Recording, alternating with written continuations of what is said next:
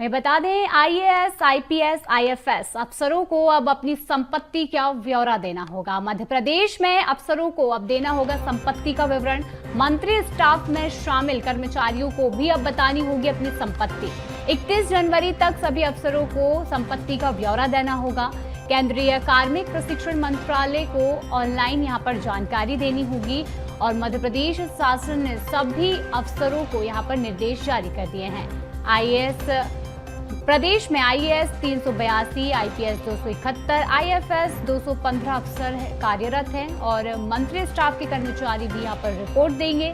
अफसरों के साथ साथ जीएडी ने यहां पर संपत्ति की जानकारी भी मांगी है।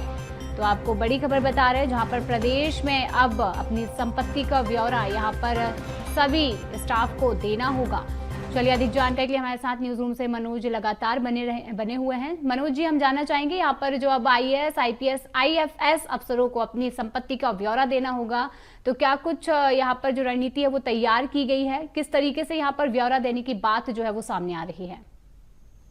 क्योंकि केंद्र सरकार की ये गाइडलाइन है और केंद्रीय कार्मिक एवं प्रशिक्षण जो मंत्रालय है उसके जरिए ये जानकारी मांगी जाती है और देश भर के जितने भी भारत के जो प्रशासनिक अधिकारी रहते हैं, जिसमें आईएएस अधिकारी शामिल है, आईपीएस अधिकारी शामिल है, इसके अलावा आईएफएस अधिकारी शामिल हैं भारत सरकार के, उनको ये ब्यौरा अलग अलग राज्यों से इकट्ठा किया जाता है और ऑनलाइन एक फॉर्मेट दिया गया है। उस फॉर्मेट के अंदर 2024 तक की संपत्ति का पूरी जानकारी उनकी पत्नी के नाम हो, अधिकारियों की, या उनके नाम हो, और वो संपत्ति मध्य प्रदेश ही नहीं बल्कि दूसरे राज्यों में भी होती है, तो उसके भी जो जानकारी है उसे साझा करने का काम उस फॉर्मेट में करना पड़ता है। और कार्मिक मंत्रालय ने जो है इसको लेकर निर्देश लिए थे और उसी निर्देश का पालन जो है मध्य प्रदेश के सामान्य प्रशासन विभाग ने